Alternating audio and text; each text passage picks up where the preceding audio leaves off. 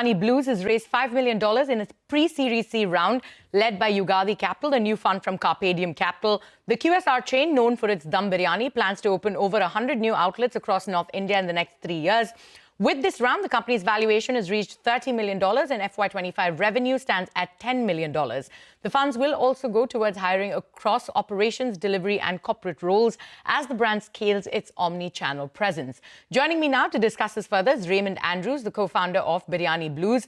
Raymond, thank you so much for taking time out and being here with us on Startup Street. Let's get straight into this. With this fresh $5 million pre-Series C funding, what are the immediate priorities for Biryani Blues in terms of expansion and operations? I think you're on mute, Andrew. Raymond, can you just sort of unmute yourself? Yeah, perfect. We can hear you. Thank you. Go on. Thanks for having me on the show. Very happy to share this latest milestone where we've raised $5 million. The immediate utilization is over the last 2 years, we've been focusing completely on making all the operational metrics work. We moved our gross margin up by 5% and we are operationally broken even in FY25, which is a big milestone in this category of business. So the rest of the is going to be specifically for expansion, opening new stores, going deeper into north of India and continuing to deepen our presence in NCR. So 100 new stores over the next 2.5 years. That's the plan. So 100 new stores and new outlets in the next 2.5 years. So what criteria will guide your selection of the new locations and how will you ensure consistency in quality and experience across, all of your outlets considering the rapid expansion? Yes, I think we spent the last few years in doing the standardization in the back end. We are a 10-year-old brand now, and we use a lot of technology in our production. We use German combi ovens to get that fresh feel and make fresh biryanis at each store, while we continue to remain chefless at the store. So very much like many of the QSR global brands, right? We are adopting to technology to make great food at stores and keep it standardized so the taste doesn't change. We run a very great, large in-house supply chain model. That's why the specific NCR expansion and the North India expansion, which is very efficient, which helps in expanding fast. The areas how we select is also driven by aggregator insights who tell us where the demand is and where we should be looking at. So we have high probability of success stores when we start the expansion. So other than that, we do a lot of ground footwork. The team is all geared up. We have a large business development team and projects team, which will lead this from the front. Right. So using tech there to deliver fresh food across the country. But, with a diverse customer base across dine-in and delivery, right? Could you share a few insights into your most popular biryani varieties and how your average order size or cart value has evolved as you've expanded your menu and channels? Yes. See, the customer today wants choice, not so much variety. When I say that, I mean that he wants to see a lot of options available on the screen, but he's end up most likely going to order a chicken biryani or a veg biryani, right? So we have a long tail, but we excel in the products that we take pride in. So our dum biryanis, which are Hyderabadi style, and our Lucknowi biryanis, they are the top sellers.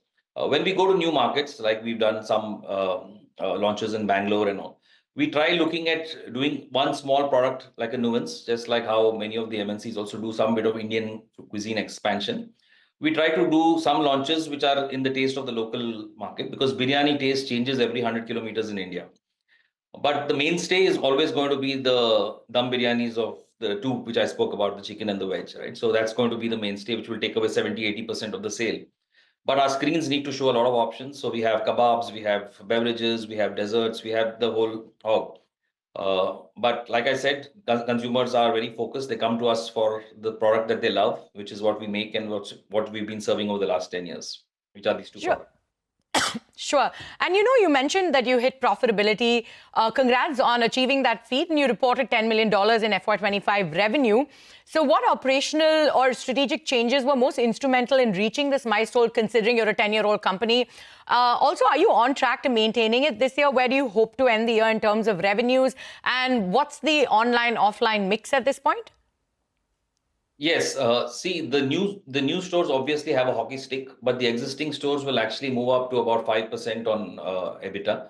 So that will take care of whatever the hockey stick losses happen when you expand the new stores. We plan to open about 18 to 20 stores within this financial year. So the operational EBITDA of the existing stores will take care of this. Going forward, we'll continue to expand by being very selective about where we are doing it, and that's the reason why we selected this home market. And you know, one of the things is it's the biryani space is highly competitive, right? So how is Biryani Blues differentiating itself in the crowded QSR space, especially with players like, you know, Rebel Foods and Biryani Be Kilo? I know also Rebel Foods has invested in you guys as well, but also, you know, including the local places, right? There are local biryani joints. So how do you sort of compete with them? What sort of keeps you ahead of the competition? So I tell you, we are an omni-channel business. So we run a significant offline. You had earlier asked what's our share of business. So we do about almost a third of the business offline, which is dine-in and takeaway. We have front-end stores, so which most of our competitors are a cloud-first format, which are delivery-focused.